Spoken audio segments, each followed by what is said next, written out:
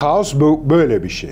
Çok yerden besleniyor, çok oyuncuyla besleniyor. Bu dünya ekonomisi için çok tehlikeli bir şey. Petrol fiyatlarını etkiler, sadece onları da etkilemez. Navlun fiyatlarını etkiler, diğer ürünlerin geçişini etkiler. Burası çok kritik bir kavşak. Bunlar biliyorsun özellikle savaşlarda böyle afilli isimleri çok severler.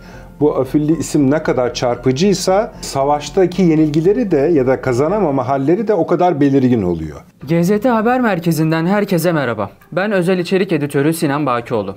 Küresel ticaretin en önemli rotalarından birinde bir yavaşlama söz konusu. Dünyanın önde gelen deniz ticaret firmaları ikinci bir duyuruya kadar Süveyş Kanalı ve Babül-Mendeb Boğazı'nı kullanmayacaklarını paylaştı. Husilerin İsrail'i açık hedef olarak belirlemesi üzerine bu karar alındı. ABD ve Batı ülkeleri hemen bir askeri görev grubu kurdular. Alternatif rotalardan Ümitburnu ve Kuzey Buz Denizi rotaları ön plana çıkmış durumda. Ben de bu taze krizi ve olası senaryoları uzmanından dinlemek istedim. Ben sordum.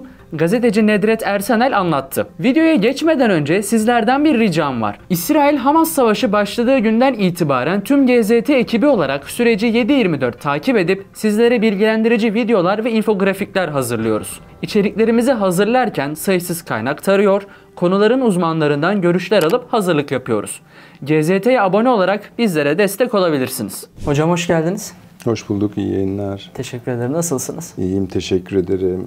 Hocam bugün bir kriz durumu üzerine bir araya geldik. Küresel ticarette bir yavaşlama var. Hem Türk basının hem de uluslararası basının üzerinde konuştuğu bir konuyu sizinle değerlendireceğiz. Hocam bir ticaret durma var dedim. Bu ticaret nerede gerçekleşiyordu? Nerede bir durma yaşanıyor? Yani Kızıldeniz vakası değil mi? Hı hı.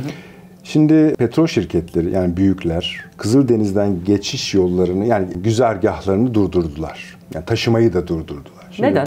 Bu dünya ekonomisi için çok tehlikeli bir şey. Petrol fiyatlarını etkiler, sadece onları da etkilemez. Navlun fiyatlarını etkiler, diğer ürünlerin geçişini etkiler. Burası çok kritik bir kavşak. Dünyanın merkezi ve ticari ulaştırma yolu askeri bir krizin parçasına dönüşmüş oluyor. Yalnız bu kriz yekpare bir kriz, yani bağımsız bir kriz değil. İlk önce onu anlamamız lazım. Gazze ile bağlı bir kriz bu.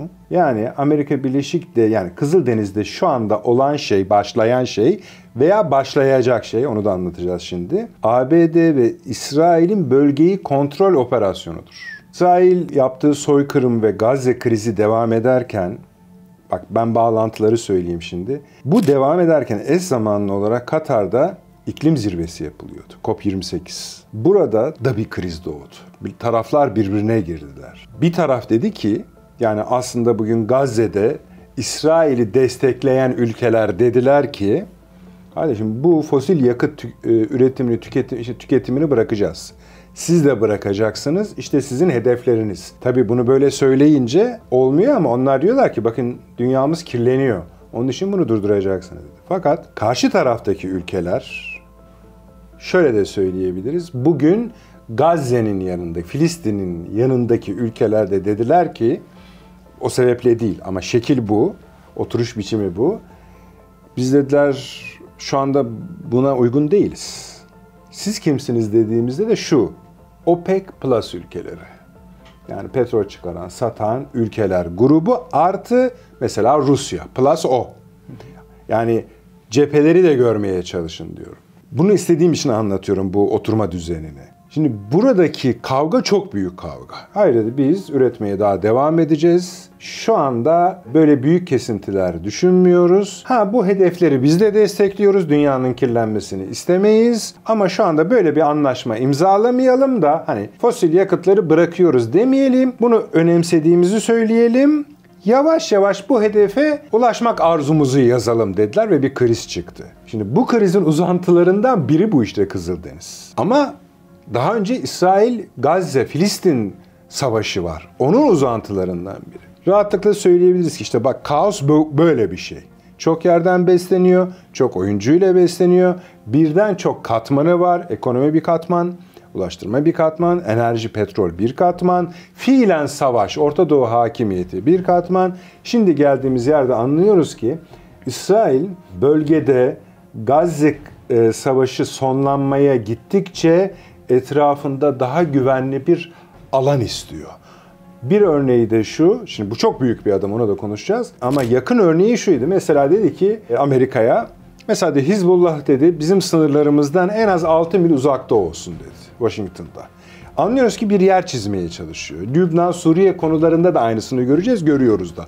Suriye'yi yani Gazze'de savaş sürerken Suriye'yi bombalama sebeplerinden birisi bu. Golan'a yani gelmeyin diyorlar tabii, diye düşünüyorum. Ki Golan da onların değil. Yani işgal ettiler ama işgal toprakları. Kurtarmaya çalışmayın demek istiyorlar. Evet. Ama yapmaya çalıştıkları şey o da yetmiyor şu anda onlara. Denizlerini zaten uçak gemileri koruyor. Yani onlara ait değil esasında. Karada durumları bu. Fakat şimdi bu alanı genişletmek istiyorlar. En geniş şu anda önümüze çıkan da işte bu Kızıldeniz'de Amerika Birleşik Devletleri'nin Savunma Bakanı'nın dün ya da bugün ilan ettiği yeni bir güç oluşturma. Bu gücün de bölgede işte deniz yollarını kontrol etme.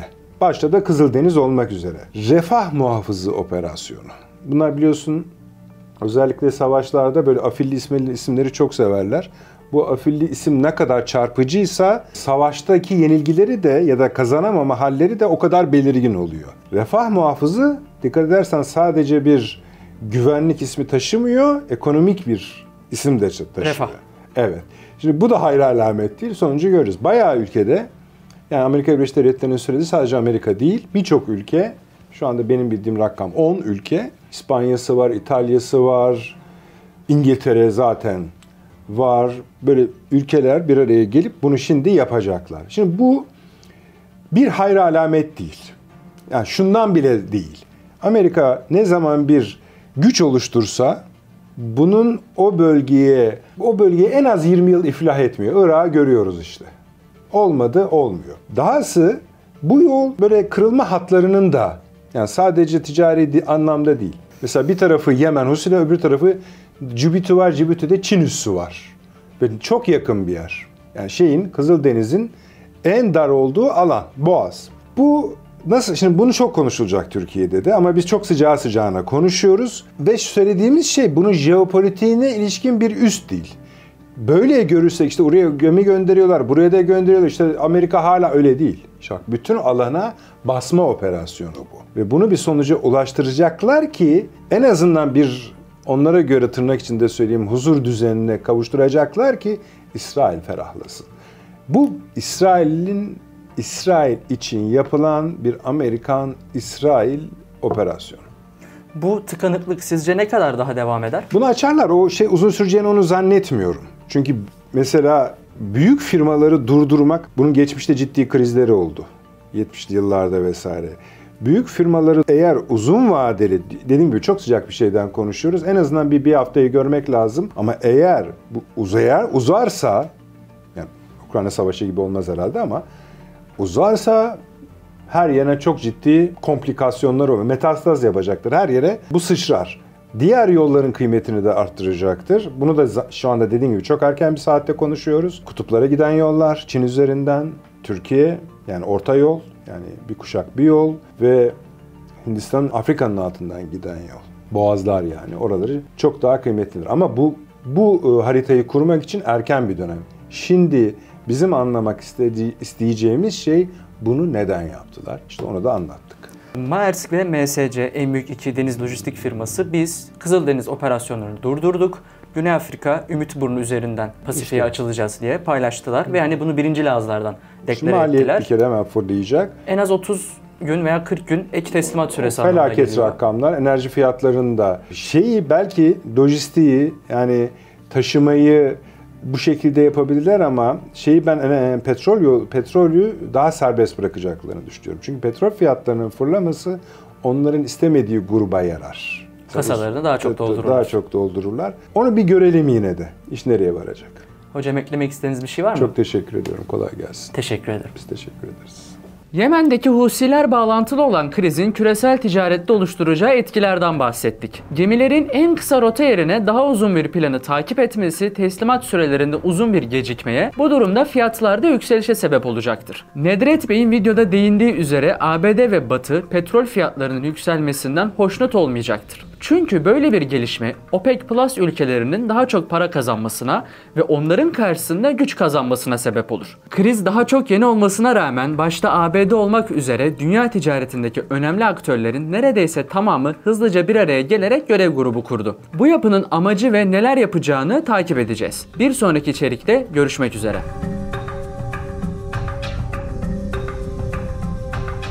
Washington'da. Anlıyoruz ki bir yer çizmeye çalışıyor. Lübnan, Suriye konularında da aynısını görüyoruz da.